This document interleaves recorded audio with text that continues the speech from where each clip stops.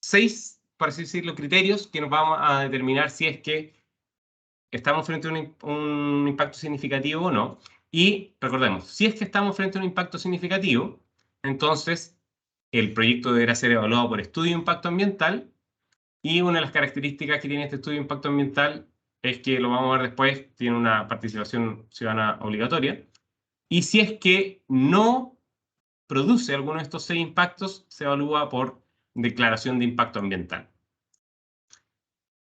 Como decíamos, los estudios de impacto ambiental tienen una participación ciudadana obligatoria, mientras que las declaraciones de impacto ambiental, la participación ciudadana es facultativa de la autoridad ambiental. Y otro dato importante es que solo el 6% de los proyectos, aproximadamente 6% de los proyectos que ingresan al sistema de evaluación de impacto ambiental son evaluados a través de un estudio de impacto ambiental.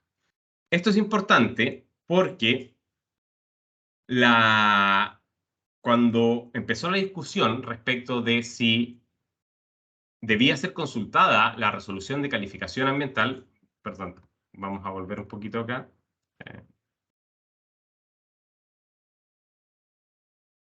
Habíamos visto la resolución de calificación ambiental, una medida administrativa que califica favorablemente o negativamente un proyecto. Entonces, y para hacer un poco de historia que nos permite comprender la implementación de la consulta en el sistema, cuando Chile ratifica el convenio 169 el 15 de septiembre de 2008, y que por la misma arquitectura interna del convenio, en el artículo 38 del convenio, entra en vigor el 15 de septiembre de 2009, cuando se ratifica el convenio, se plantea la cuestión de si la resolución de calificación ambiental era una medida administrativa, que no certificaba que el proyecto cumplía con toda la legislación ambiental aplicable.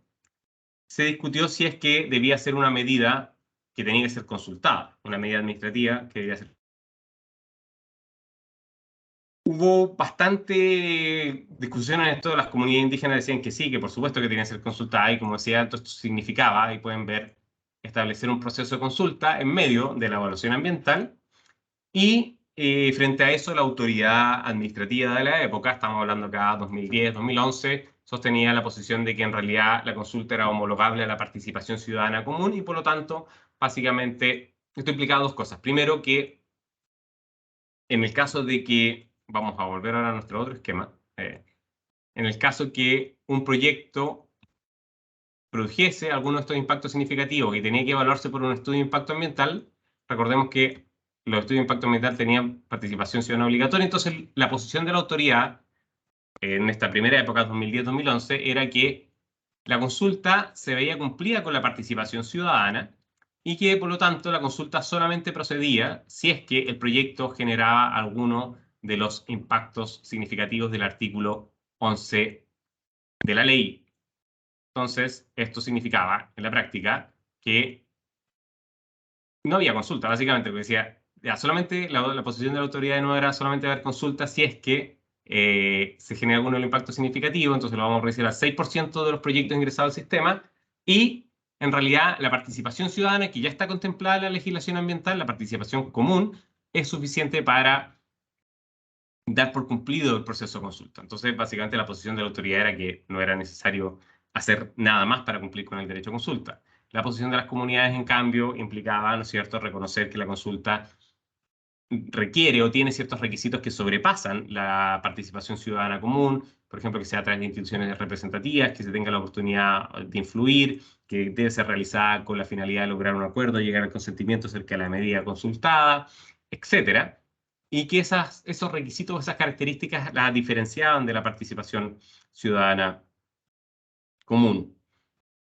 En este sentido, la disputa se resolvió en tribunales. Hubo más o menos, Juan Jorge ahí participó también de esas disputas judiciales, asesorando algunas comunidades.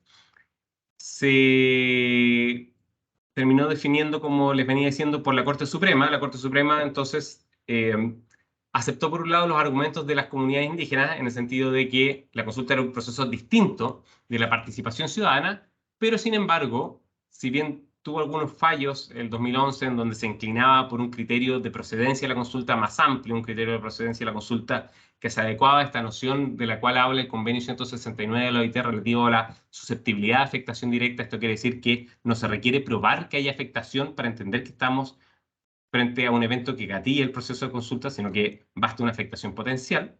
Al final, la Corte Suprema se decantó por una interpretación restrictiva del criterio de procedencia de la consulta, en donde, o de acuerdo al cual, básicamente se homologaba esta noción de susceptibilidad de afectación directa a la generación de impactos significativos del artículo 11 de la Ley 19.300. En resumen, entonces, si bien reconoció que la consulta era distinta de la participación ciudadana, sí dijo que solamente había consulta cuando estuviésemos ante un estudio de impacto ambiental. Esto es, reduce la consulta solamente a aquellos 6% o la posibilidad de consulta respecto a aquellos 6% de proyectos que ingresan al sistema, y obviamente es más reducido porque es respecto solamente a aquellos 6 proyectos o aquellos 6% de proyectos que ingresan por estudio de impacto ambiental y que generan afectación a los pueblos indígenas. Dicho esto, entonces, tomando esta jurisprudencia de la Corte Suprema, la autoridad ambiental entra a regular la implementación de la consulta en el sistema de evaluación de impacto ambiental en el nuevo reglamento que dicta hace ya 10 años, más de 10 años en realidad, que es el Decreto Supremo 40 de 2012, y en donde, en su artículo 85, se establece la consulta a los pueblos indígenas. Entonces, lo primero que habría que resaltar acá es que se trata de una regulación reglamentaria de la consulta en los procesos de licenciamiento ambiental y no una regulación legal. Ahí hubo también un montón de discusiones que no tenemos tiempo de entrar a analizar. Pues bien, entonces, este artículo 85 que ustedes ven es la regulación reglamentaria de la consulta en el sistema, que se complementa obviamente con lo que establece el convenio 169, y además el año 2016 el Servicio de Evaluación Ambiental sacó una guía, un instructivo en realidad, para realizar los procesos de consulta con los pueblos indígenas dentro del sistema de evaluación. Entonces, ahora ya podemos entrar de lleno a analizar la implementación, cómo se implementó la consulta en el sistema, y para eso vamos a volver a estos 3 criterios que yo les decía que habíamos visto al inicio, estas 3 preguntas respecto de el artículo 6 del convenio 169, y lo podemos tener como en el background, como a modo de contrastación, como estándar que nos permite contrastar la implementación de la consulta. Y básicamente, ¿no es cierto?, eran 3 preguntas. La primera, ¿cuándo procede la consulta? La segunda, ¿de qué forma debe realizarse la consulta? Y la tercera tenía que ver con cuándo se entiende cumplida la consulta. Ya, entonces vamos a analizar esos 3 criterios que nos va a permitir, digamos, de manera muy sucinta, el poder identificar cómo se ha implementado la consulta. Obviamente esta es mi interpretación, seguramente Juan Jorge pueda tener ahí algunas discrepancias sobre el tema. Primero, entonces, analicemos el criterio de procedencia de la consulta.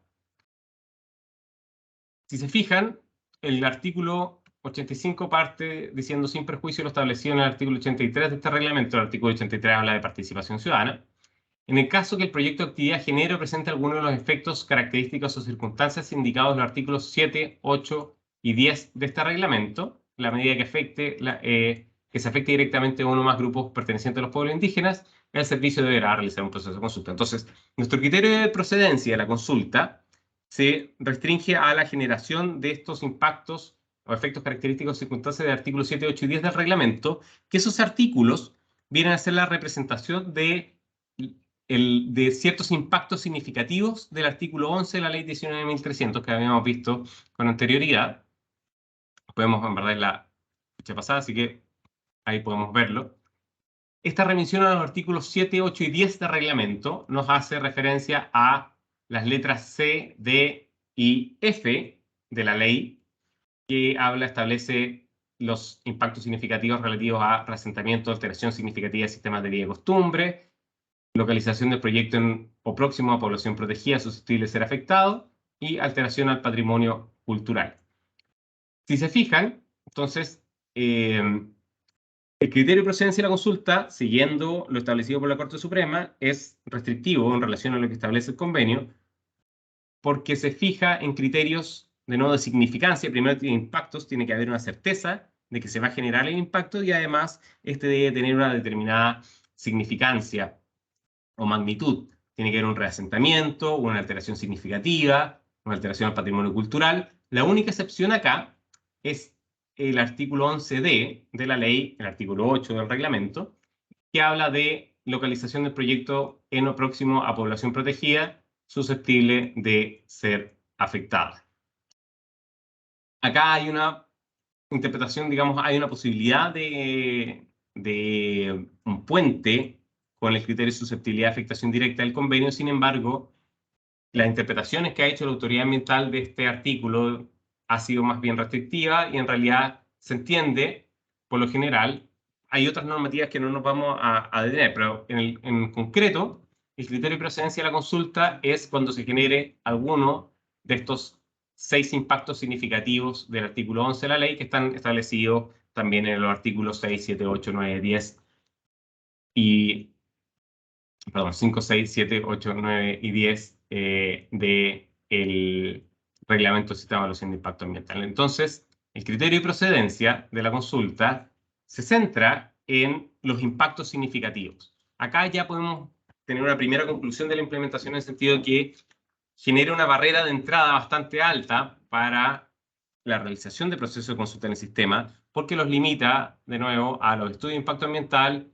que generan algunos de estos impactos significativos sobre pueblos indígenas, y entonces ahí donde el convenio pide susceptibilidad de afectación directa, o solo susceptibilidad de afectación directa, el reglamento en realidad lo que pide es un criterio de magnitud y significancia, que hace que sea muy difícil abrir procesos de consulta indígena, y vamos a ver al final la cantidad de proyectos que se han abierto. El otro criterio que habíamos anunciado era cómo debe realizarse la consulta. Como dice ahí, el proceso de consulta tiene que ser realizado de buena fe, a través de mecanismos apropiados, que contengan las características socioculturales y propias de cada pueblo, a través de sus instituciones representativas, de modo que puedan participar de manera informada y tengan la posibilidad de influir durante el proceso de evaluación ambiental. Acá, en relación al procedimiento en general, y acá yo creo que Juan Jorge tiene una visión un poco distinta, pero por lo menos lo que significa el sistema de evaluación de impacto ambiental, el procedimiento se trata de respetar más o menos, o se respeta más o menos el estándar establecido en el convenio 169. Hay esfuerzos del Servicio de Evaluación Ambiental por solamente realizarlo con instituciones representativas. Se dan ciertos montos para asesorías, obviamente no son infinitos, pero hay montos. Por lo general las comunidades cuentan con asesoría técnica. Los tiempos, se suelen respetar los tiempos de las comunidades, de nuevo, relativamente hablando. Entonces, y por lo general, las comunidades que participan en la consulta, aun cuando estén en desacuerdo con el proyecto, pasa mucho que declaran, estamos en contra del proyecto, pero declaramos que fuimos consultados de buena fe. O sea, en muchos casos las propias comunidades, a pesar de que se oponen al proyecto, avalan el procedimiento realizado en el sistema de evaluación de impacto ambiental, el procedimiento de consulta.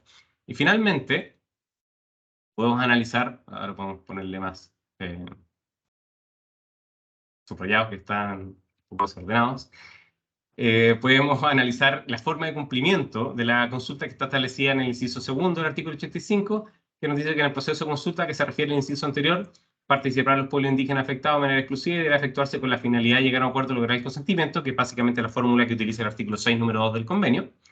No obstante, dice, el no alcanzar dicha finalidad no implica la afectación del derecho a consulta. Entonces, si lo comparamos con lo que habíamos visto al inicio, tenemos que hay una forma de cumplimiento de que entiende efectivamente la consulta como una obligación de medio, como una obligación de diligencia, pero que no alcanzar el consentimiento no implica la afectación de la consulta, pero no hay ninguna referencia a lo que podemos hacer respecto al análisis final del resultado de la consulta. Esto es, si es que el proyecto se condice o respeta, o si restringe, que si esa restricción es proporcional, los derechos sustantivos de los pueblos indígenas. Acá, para concluir entonces, uno podría decir que en lo que se refiere al criterio de procedencia y al cumplimiento de la consulta, la implementación de la consulta en el sistema de evaluación de impacto ambiental es más bien parcial, y en donde la única parte donde uno podría decir que se adecua más bien al estándar internacional tiene que ver con el procedimiento. De nuevo, yo creo que Juan Jorge puede estar en desacuerdo con eso, pero lo podemos conversar después.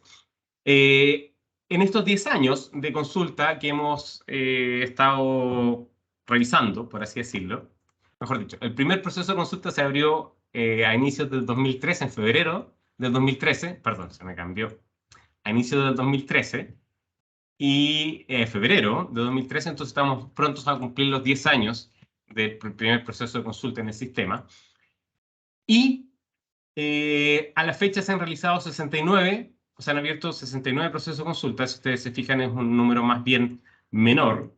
En 10 años tendrían que haber ingresado, qué sé yo, 4.000, 5.000 proyectos de evaluación ambiental, de los cuales son los 69. Que no, recuerden que tenían que ser estudios de impacto ambiental que afectaran a los pueblos indígenas. Entonces, esto es un poco el resultado de ese criterio restringido de procedencia de la consulta que nos pide certeza y magnitud de la afectación. Digamos, una consecuencia de esto es que hay un bajo número de consultas abiertas en el sistema de evaluación de impacto ambiental. Y lo interesante de esto es que si uno revisa los números de aceptación de los proyectos por parte de las comunidades, se fija que y quizá en contra de la opinión a priori que uno pudiese haber tenido de que iba a haber un rechazo mayoritario de los proyectos, por lo general se aprecia, hay distintas causas, por supuesto, yo no vamos a entrar a analizar las causas, pero solamente los datos. En proyectos, por ejemplo, mineros, al año 2020, teníamos que un 70% de los proyectos o de las comunidades consultadas firmaron un protocolo de acuerdo final de acuerdo, que se llama, o sea, que estaban de acuerdo básicamente con las medidas ofrecidas por el proyecto para mitigar, compensar o reparar los impactos significativos que iba a causar. Esto es mucho más complejo, por supuesto. Hay que leer estas cifras, digamos, con harto cuidado, pero no deja de ser menor ese número de aprobación en proyectos mineros. Y si se fijan, también en proyectos de energía renovable no convencionales al año 2021, 22, perdón, más o menos mediados de 2022, tenemos que hay una tasa de acuerdo del 48%. Acá los verdes son las comunidades que llegaron a acuerdo en los proyectos y los rojos los desacuerdos. Pero esta tasa igual está un poco inflada por un determinado proyecto, que es un parque eólico Viento Sur, que está vinculado a una celulosa que siempre ha tenido problemas con comunidades mapuches en la comuna de Arauco y también más al sur en la comuna de San José de la Mariquina, que es Celco, y que en realidad ese rechazo es más que nada un rechazo a la empresa, no necesariamente al proyecto. Pero si uno restara este proyecto, por así decirlo, observaría también que hay una tasa de aprobación de los proyectos de alrededor de un 70%. Entonces, esos números son interesantes para analizar en realidad, o para empezar a analizar cuáles serían las consecuencias del proceso de consulta. Y ya para ir cerrando, estoy casi a punto de pasarme los 30 minutos, así que voy a tratar de hacerlo lo más rápido posible. Solamente enumerar algunos desafíos y oportunidades. El desafío es, de nuevo, revisar el estándar de procedencia de la consulta, que como hemos visto, al exigir impactos significativos, se está demandando un criterio de certeza y magnitud que sobrepasa lo que establece el convenio 169, que una vez más solamente pide que haya una susceptibilidad de afectación directa. Y acá hay solamente agregar que en los últimos 2 años, digamos, 2 años, sí, la Corte Suprema ha ido invalidando proyectos, tanto en la evaluación ambiental como en otro tipo de proyectos, utilizando un criterio de consulta más amplio, diciendo que solamente basta la afectación potencial para ser procedente de la consulta. Entonces, un desafío se debería ver cómo se adapta este criterio establecido en el reglamento del sistema de evaluación a lo que es el estándar internacional y cómo juega ahora la jurisprudencia de la Corte Suprema, que está alineándose un poco más con el estándar internacional. La implementación del consentimiento libre previo informado también es una cuestión que en estos 10 años del proceso de consulta no ha habido ningún caso, perdón, el reglamento establece solo un caso en donde se requiere el consentimiento de la comunidad para poder aprobar el proyecto, que es el caso de desplazamiento o reasentamiento, que básicamente lo toma el artículo 16, número 2 del convenio 169. A la fecha, no ha habido ningún caso en que se discuta esto, y recién ahora, en abril o enero del año 2022, se abrió un proceso de consulta por reasentamiento de personas vinculadas a una comunidad indígena. Entonces, justo actualmente se está discutiendo, vamos a ver cuáles son los límites, cómo se interpreta esta noción del consentimiento libre, previo e informado. El otro desafío es lo que yo les comentaba de fijarse no solamente en el procedimiento, sino también en el resultado de la consulta, en tanto como si es que las comunidades rechazan el proyecto o como si no lo rechazan, el Estado debe salvaguardar porque las medidas adoptadas sean finalmente idóneas para hacerse cargo de los impactos, sean ambientalmente idóneas para hacerse cargo de los impactos, porque lo que está pasando en determinadas ocasiones es que muchas veces las comunidades llegan a acuerdo con el servicio de evaluación ambiental o con la empresa respecto de medidas que no son realmente ambientales y que no son idóneas, por tanto, para hacerse cargo del impacto ambiental, sino que termina siendo fondos de desarrollo que implican traspaso de dinero, básicamente.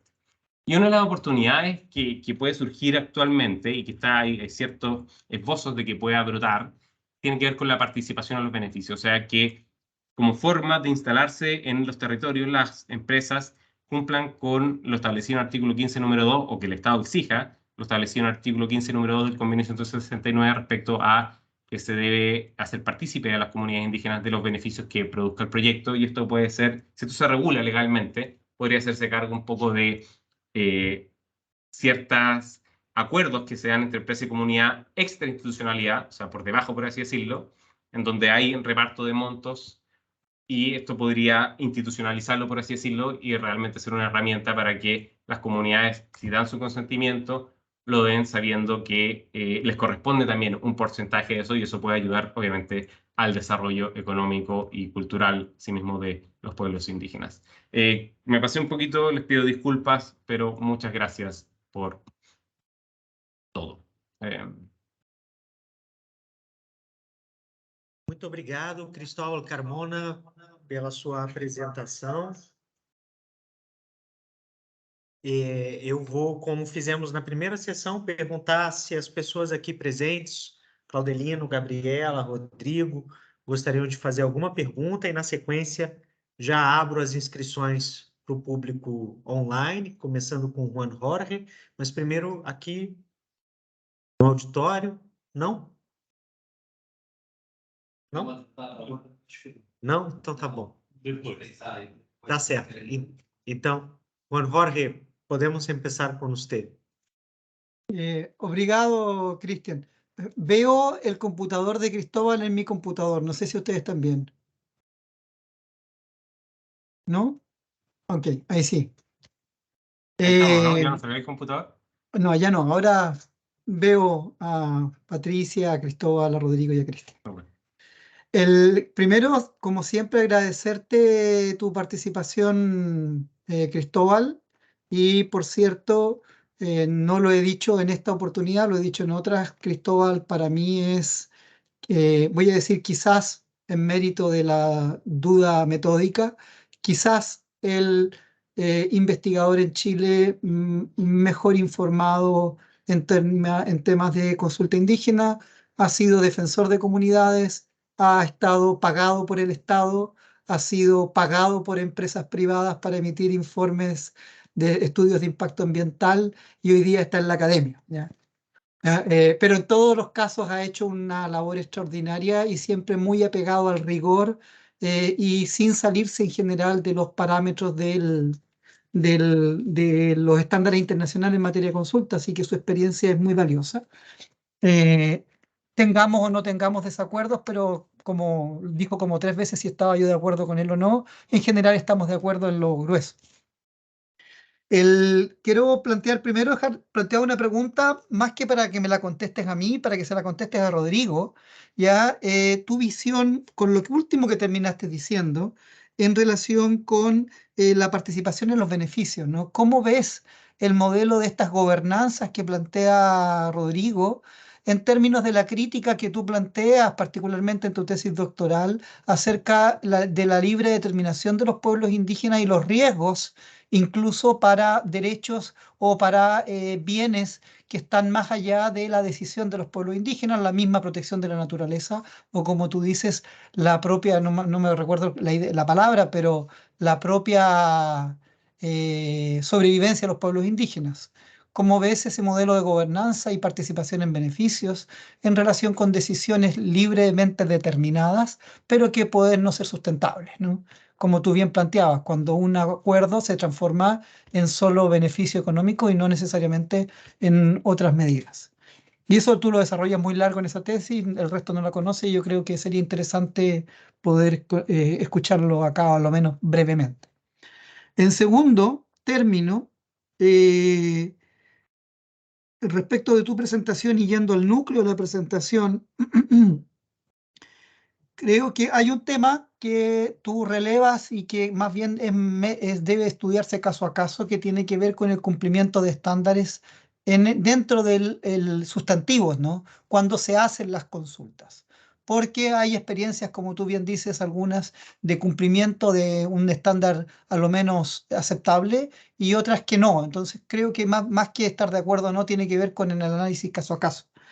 Pero me parece que el principal defecto que el sistema está teniendo, y no sé si estás de acuerdo, es en la no realización de procesos de consulta a partir de lo que tú has llamado la procedimentalización, es decir, el abandono de la consulta como un derecho sustantivo, como un derecho que permite la efectiva participación para conocer cómo un proyecto puede afectar a pueblos indígenas, y el no cumplimiento de ese fin a partir de que no se hacen las consultas producto de temas procesales, de temas administrativos, porque no se cumple con determinados requisitos que la autoridad está planteando. Paréntesis, estoy de acuerdo contigo, lo había dicho en mi presentación, hay jurisprudencia reciente de la Corte Suprema que está quizás desplazando levemente esa tesis administrativista positivista por una más sustantivista, ¿no? Ver cuándo hay o no hay potencialidad de afectación, pero sin perjuicio de que se confirme esa nueva línea.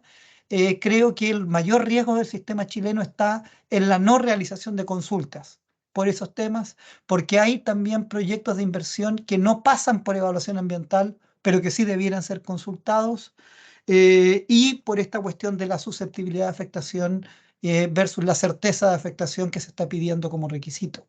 Entonces, mi crítica frente a la estadística que tú muestras de por lo menos un 50% más o menos de casos en que se aprobó el acuerdo, perdón, eh, aquí en Chile, no sé si ustedes lo escuchan, pero suena la sirena de bomberos a la mediodía.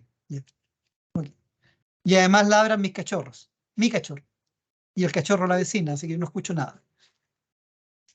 Está pasando. Decía, con eso termino, que más allá de que haya acuerdo en un número relevante de casos, lo más complejo parece ser los casos en que los pueblos indígenas no logran participar porque no logran dar cuenta de cómo efectivamente el proyecto les va a afectar y por lo tanto los va a afectar en los otros derechos, bien decía Cristóbal, en temas de territoriales, recursos naturales, protección de la naturaleza en sí misma. Gracias. Obrigado, Juan Jorge. Temos alguma inscrição a mais? Além da minha, claro. A minha. Inscrevi. O Rodrigo se inscreveu. Então, eu vou fazer meu comentário e pergunta primeiro, porque em seguida Rodrigo e Cristóvão podem responder. Primeiramente, agradeço, em nome do LAEP, do LAGERE, as apresentações desta manhã.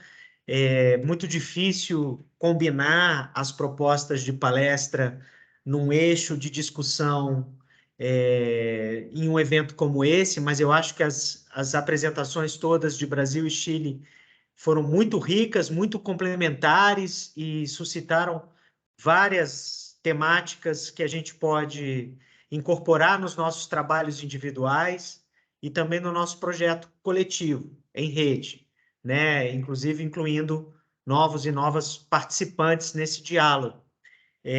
A apresentação do Rodrigo me chamou a atenção em complemento à apresentação do Juan Jorge mais cedo, e também do Fernando, no que diz respeito a também o caráter multifacetado daquilo que estamos chamando de resistência ecoterritorial, né, dos povos indígenas, das comunidades tradicionais. Né? Ou seja, nós tendemos também a, muitas vezes, idealizar a resistência dos povos indígenas, tendo como referência um padrão de cultura tradicional, de cultura originária, e que nos causa muito incômodo quando diferentes povos escapam a esse padrão. Mas isso não significa necessariamente que os povos fazem uma mudança de mão única, né? de que eles saem de uma situação anterior para uma situação nova, ou seja, saem de uma cultura tradicional para uma cultura moderna, capitalista, abrindo mão, né, do passado.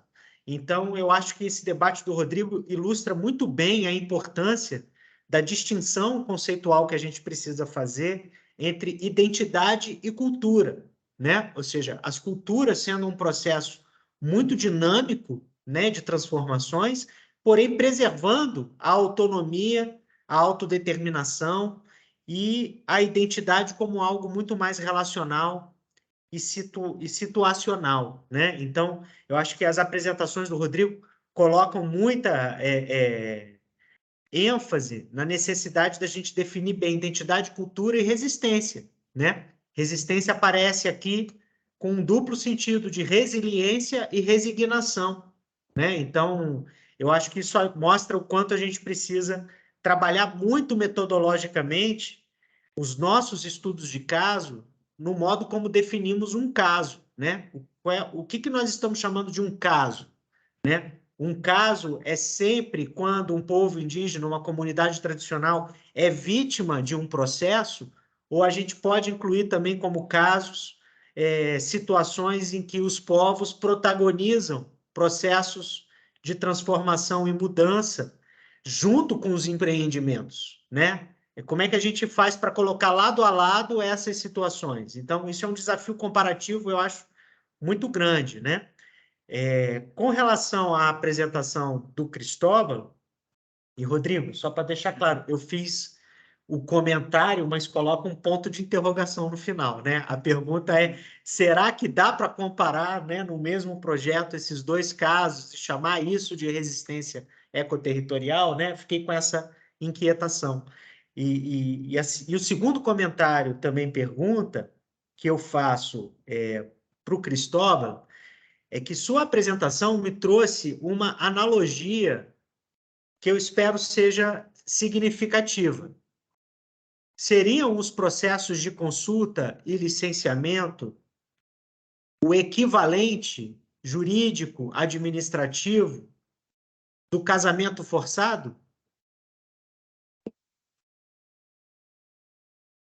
Né? E eu aplico as mesmas perguntas do Cristóvão que eu faria as situações, aí eu estou falando muito como antropólogo e falando de uma maneira muito estruturalista, tá?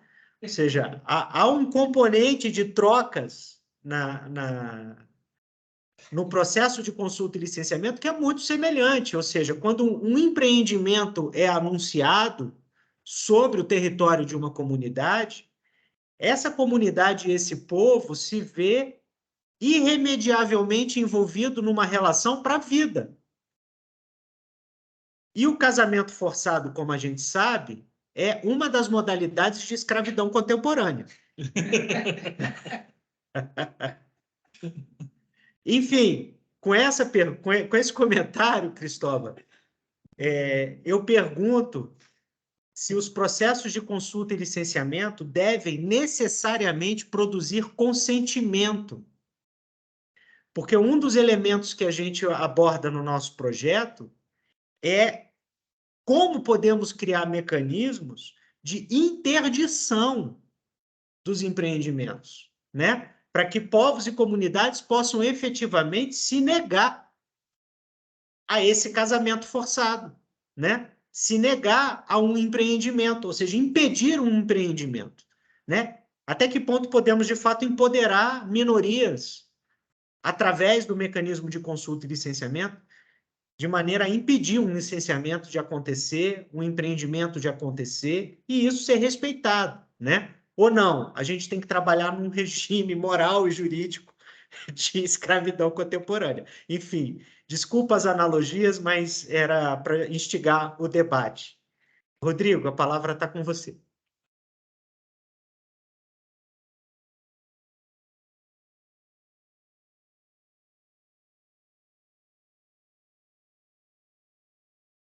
Gracias, Carmona, por compartir conmigo esta mesa. Sí, agradezco también los comentarios de Cristian, pero voy a hacer una pregunta y después vuelvo con Carmona para hacer el repase del punto de interrogación en el final. Me encantaría, Cristóbal, hemos trocado muchas informaciones de Brasil y Chile, y me parece que el Cristian ha puesto un punto vital, pues para mí la cuestión fundamental de la consulta es que es un derecho, pero es un derecho a ser consultado, pero no necesariamente a así decir no. Pero sin embargo, este derecho de ser consultados sin decir no, muchas veces nosotros estamos adentro de la discusión pensando más que todo en la calificación de este derecho, de cómo lograr un éxito que el derecho se alcance un punto de que que se tenga un beneficio para el pueblo. ¿Sí? Diferente de Chile en Brasil, desde de 88, creo que solamente pocos proyectos fueron propuestos adentro de territorios indígenas, ¿sí? Entonces la discusión más que todo es muy parecida con la metáfora de Christian del casamiento forzado, pues la discusión es como el caso de Guaraní y Tupiniquín. Estamos viviendo alrededor de ellos, pero ¿qué beneficios tenemos en este casamiento?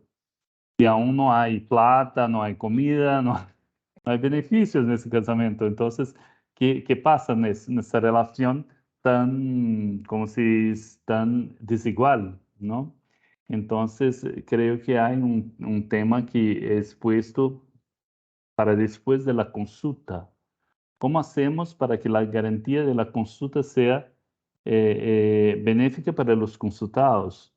Entonces, por ejemplo, tenemos dos accidentes muy graves de una de las minerías más grandes de Brasil, de la mayor de Brasil, que es Vale, y siempre se pasa el mismo. No se tiene la capacidad de retornar a los impactados en la misma velocidad que las empresas desean recibir sus ganancias.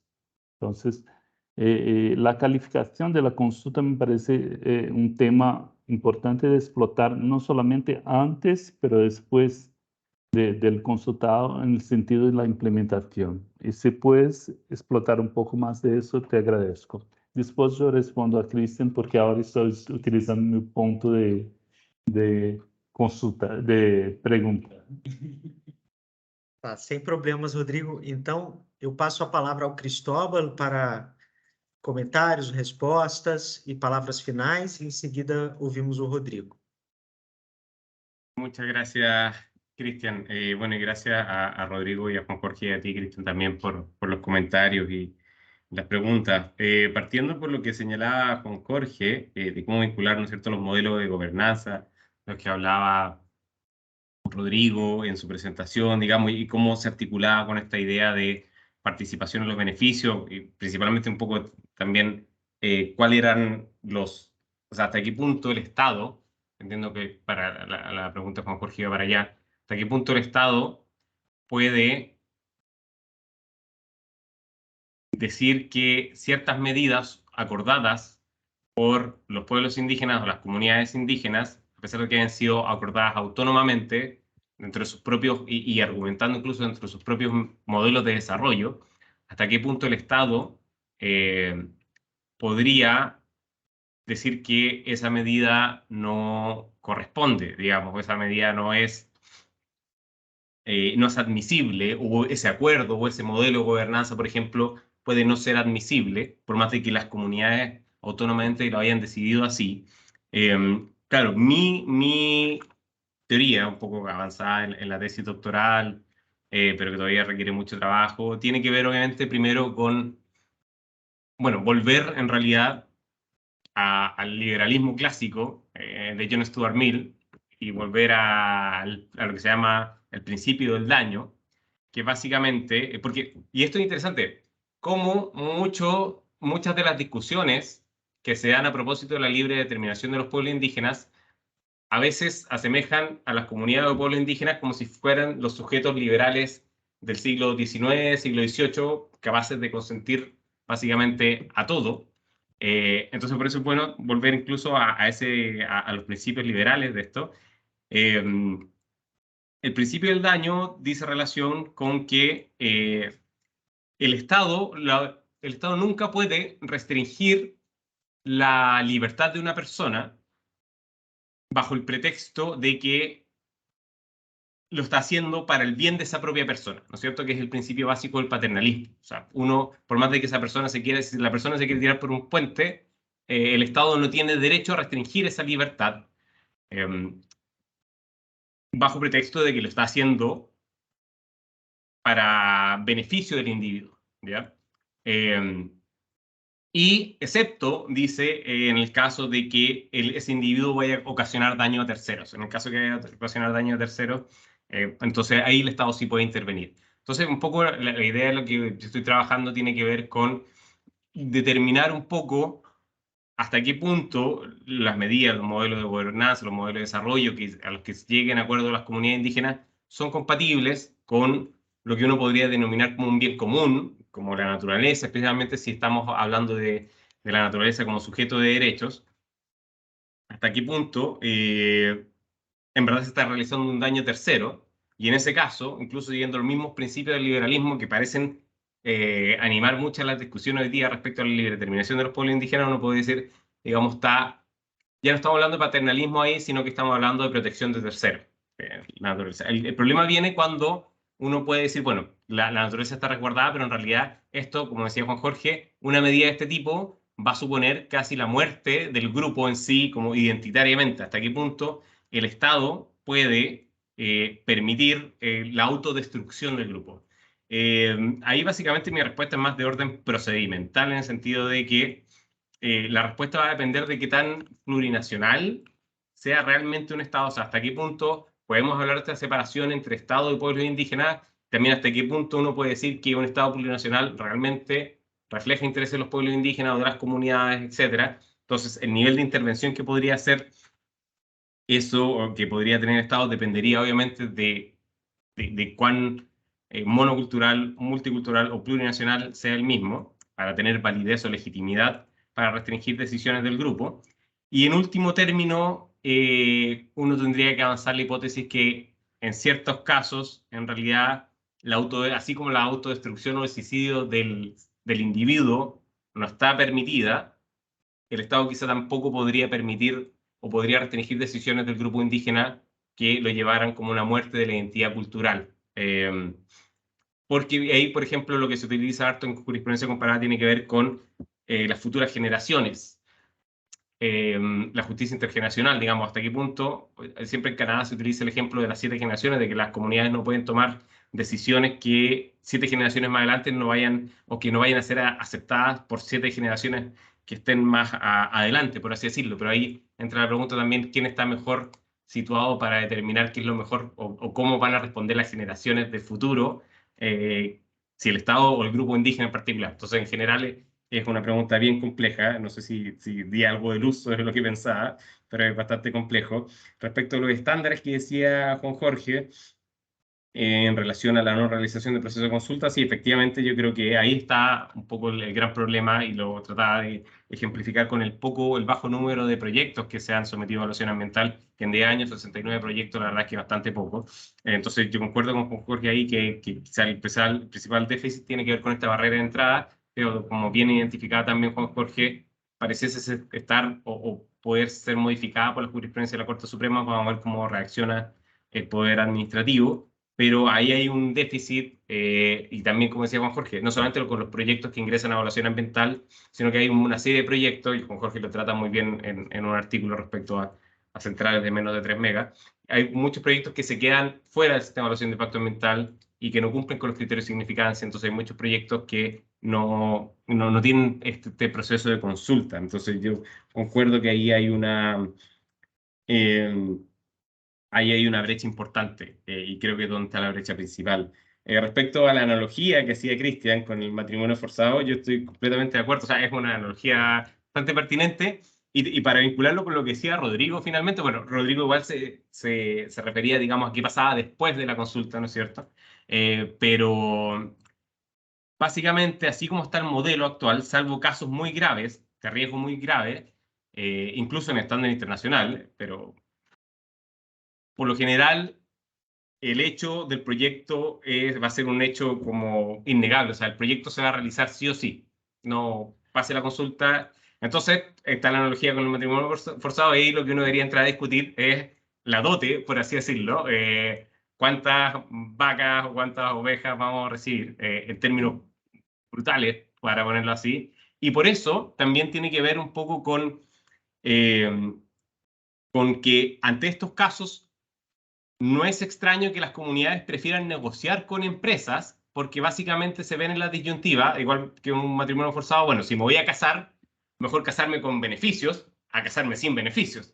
Entonces, entonces, si me van a poner proyecto, mejor que me pongan el proyecto y que me den becas, me den un, qué sé yo, porcentaje de la ganancia, que yo pueda desarrollar ciertas cuestiones, que pueda tener incidencia, porque el proyecto se va a realizar. Entonces, en realidad, mi ámbito de discusión tiene que ver con la cantidad de ovejas, por así decirlo, o de vaquillas que me van a dar. Entonces es una muy buena analogía, creo que es profundamente correcta. Y un poco lo que decía Rodrigo también, cómo hacemos en el caso de, o sea, cómo la consulta puede ser finalmente beneficiaria para los consultados, pero teniendo en cuenta todas estas cuestiones que pasan después, al momento de la implementación, o no sé, por el caso de Vale, de la minera, y los daños que produce cuando en la operación de la minera, y no solamente eso, por ejemplo, qué pasa con los pasivos ambientales, qué pasa con los tranques de relave una vez que la minera deja de operar, y acá en Chile, por ejemplo, hubo un estudio hace un par de años que habían 160 tranques de relave abandonados, que ni el Estado se hacía cargo ni la empresa se hacía cargo. Entonces, ¿qué pasa con cómo logramos que en realidad quizás los beneficios que lleguen sean durante toda esta vida del proyecto, que implica también el cierre del proyecto? En teoría en Chile debiese abarcar el cierre del proyecto actualmente, digamos, debiese pensarse qué pasa. O sea, el problema, en realidad, el problema es que en Chile se acota solamente a los impactos que va a tener el proyecto, los impactos controlados, pero no los no especificados. Por ejemplo, no el caso de que se rompa un tranque y se lleve no sé, muchas tierras, etcétera, o inunde tierra. Eso lo no previsto, no evaluado, no está considerado en la consulta. Entonces, quizá habría que ver cómo en los mecanismos que lidian con estos eventos o con los daños que vienen post o durante la implementación o durante el cierre, cómo se incorpora la participación de los pueblos indígenas en esos procedimientos administrativos. ¿Ya? O sea, yo lo vería desde el punto de vista quizá un poco jurídico, administrativista, de cómo incorporar participación en los procedimientos administrativos que se gatillan a propósito de esos eventos. Por ese lado iría, creo yo. Y eso sería, perdón si me tomé más tiempo del necesario. Muchas gracias de nuevo por preguntar y comentar. Bien, voy a intentar ser rápido, pero quería... Desculpa, comecei a falar em espanhol. Vou tentar ser rápido, mas eu queria trazer algumas questões que foram faladas ao longo do dia, né? O Fernando Scardo, ele trouxe a questão do tempo e a demora na questão indígena, né? E uma coisa que nós falamos aqui no intervalo, quando ele estava saindo, é que no final das contas o problema acaba sendo o atravessador, né? Ou seja, em espanhol seria a pessoa que hace el trabajo de la negociación, não? Esse atravessador, ele acaba criando alguns impasses para a própria consulta, no caso brasileiro. Então, principalmente quando, aí eu estou trazendo o que o Christian ponderou, né?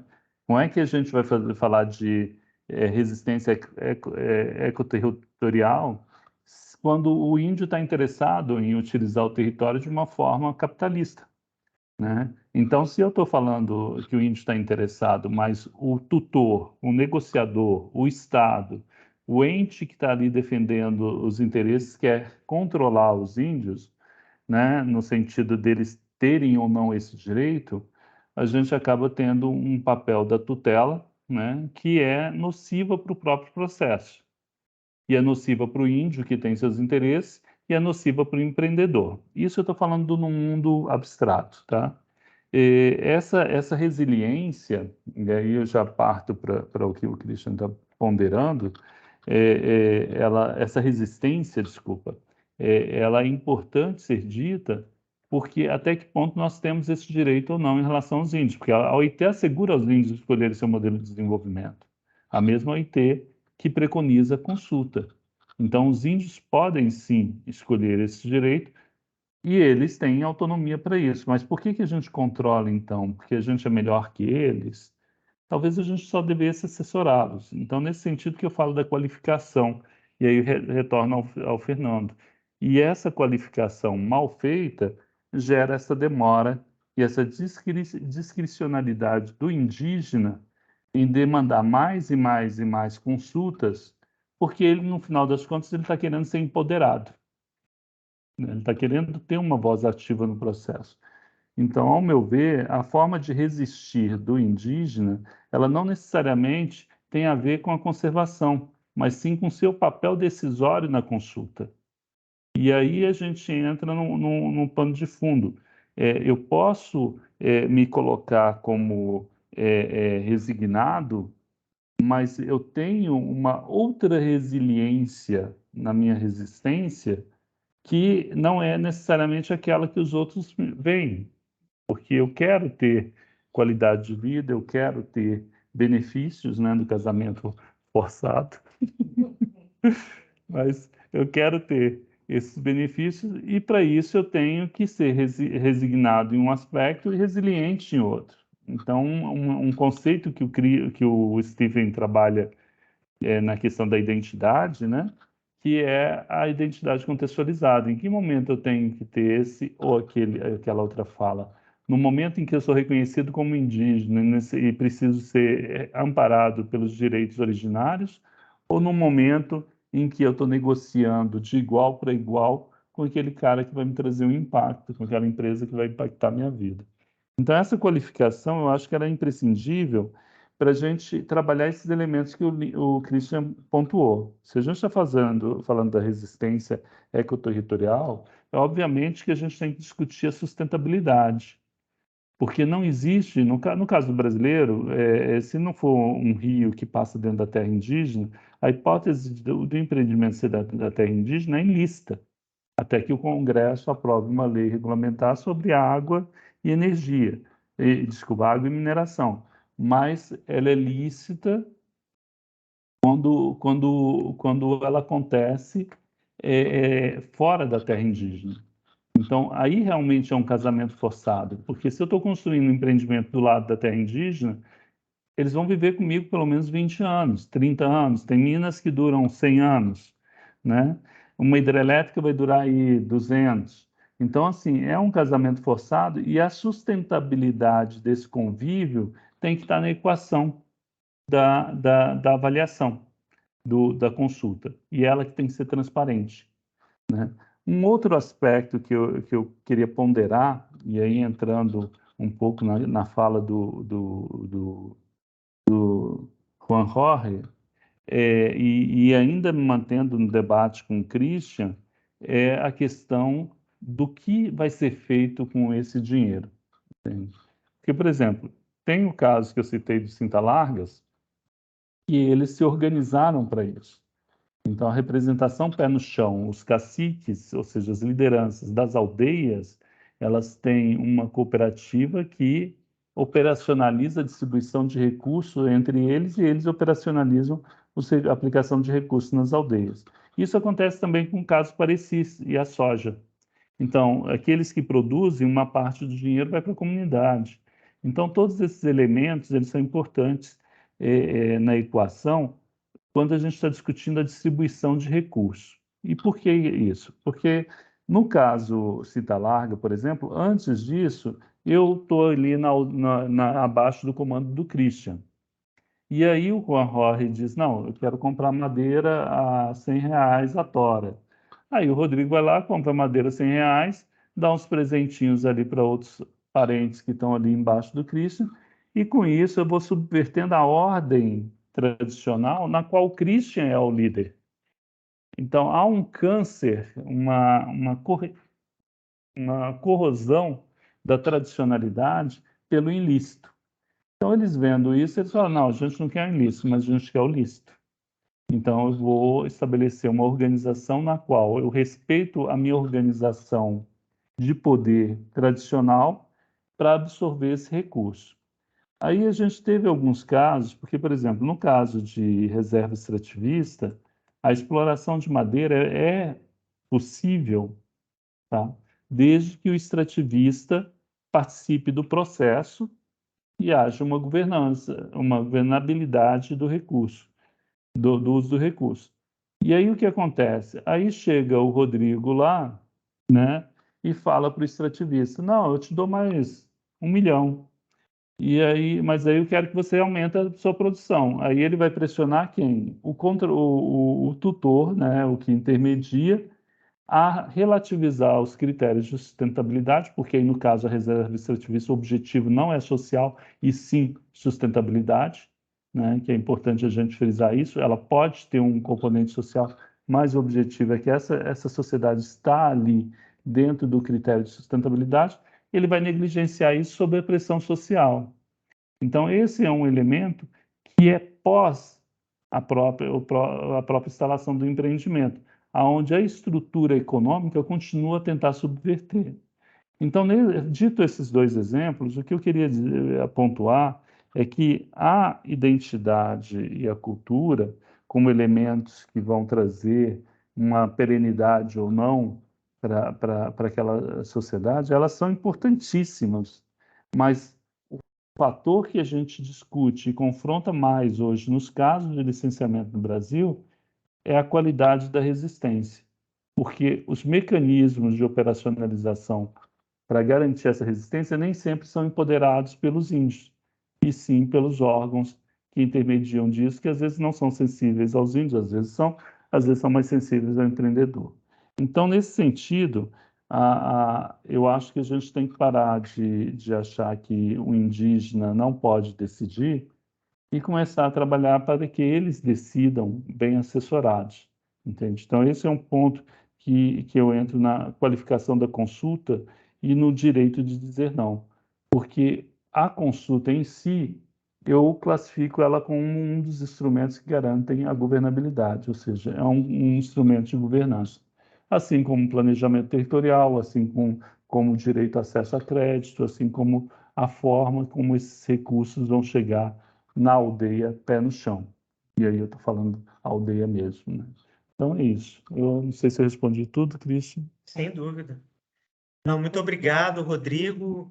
Juan Jorge ainda levantou a mão, mas só para dizer que nós já chegamos no nosso tempo, mas a gente tem folga para ouvir, Juan Jorge, mas eu quero deixar as pessoas também à vontade, caso tenham outros compromissos, precisam sair para o almoço. Nós encerraremos por aqui, mas ainda à disposição para ouvir o Juan e fazer os comentários finais. Gracias, Cristian. En la lógica solo del diálogo del evento, voy a hacer un comentario muy breve, ¿no? Y que tiene que ver con la pregunta que tú hiciste sobre el tema de las resistencias y cómo efectivamente los mecanismos de consulta pueden ser o no mecanismos de resistencia, particularmente frente a este tema de la posibilidad o no de que una consulta permita el consentimiento de comunidades frente a proyectos. Y ahí quizás siendo un poquito algo contra la corriente, no necesariamente o provocador, creo que, y Cristóbal conoce mi opinión, hay que distinguir la decisión administrativa y su confirmación judicial cuando ocurre sobre el proyecto, porque la autorización de un proyecto es una decisión de la autoridad. Ahora bien, en la perspectiva del rol de la consulta, ¿y eso qué significa? Que la consulta no necesariamente es un espacio para que los pueblos indígenas consientan o no con un proyecto. Pueden consentir o no con la dote. Ya, proyecto aprobado, podrán acordar o no la dote en la metáfora del casamiento forzado. pero la decisión de hacer el proyecto es una decisión de la autoridad. Luego, ¿cuál es la función? Que por lo menos cómo veo la consulta y esto conciliándola con los estándares existentes y esta idea de que el resultado de la consulta no necesariamente siempre es acogido como negativa. El rol de la consulta es la participación con la finalidad de conocer cómo el proyecto afecta. Y eso también lo envuelve con lo que dijo Patricia temprano, de la perspectiva de la participación y los derechos de acceso. La consulta es una herramienta que permite saber si el matrimonio me es bien avenido o no. Si en este matrimonio forzado efectivamente es un matrimonio que el oficial del registro civil debe autorizar o no, porque pueden haber aspectos que lo anulen, ¿no? Ya sea porque no hay ninguna posibilidad de convivencia, porque resulta que uno de los contrayentes es un abusador, etcétera, ¿no? O sea, la consulta es eso, es el espacio para decir cómo afecta efectivamente desde la perspectiva de esta parte en particular que tiene problemas de acceso, que tiene problemas de acceso a la justicia, que tiene problemas de información, que mira muchas veces desde una cultura diferente, cómo ese proyecto lo va a afectar, para que el ente sepa efectivamente, y que tiene que tomar la decisión, que va a tomar una decisión que afecta o no los derechos fundamentales. Por lo menos ese es el rol, y esta es una mirada institucional, pero es la mirada de un derecho creado institucionalmente. Otra cuestión es la libre determinación para aceptar o no ese proyecto, para aceptar o no esas condiciones, pero no es ese el fin específico de la consulta. Pero una consulta que cumple su fin de escuchar cómo el proyecto te va a afectar sustantivamente, es una consulta que va a exigir una decisión responsable de la autoridad. Y la autoridad tiene el rol de la protección de los derechos fundamentales. Agua, tierra, vida, etcétera, forma de vida en términos indígenas. Y esa autoridad no puede resolver favorablemente un proyecto que va a generar un daño de la gravedad que podría ser un proyecto incompatible con la vida de un pueblo. Por lo menos esa es mi mirada y respondiendo esas preguntas como cierre, y creo que esa perspectiva también logra conciliar estándares y logra conciliar particularmente la idea de las gobernanzas, ¿no? Con gobernanzas que tienen que ver precisamente con una intervención más activa frente a proyectos que pueden otorgar beneficios. Quiero también dar las gracias por la mañana a todas y a todos, y creo que con eso estamos cerrando, Cristian, y tú ya nos dices que viene en la tarde.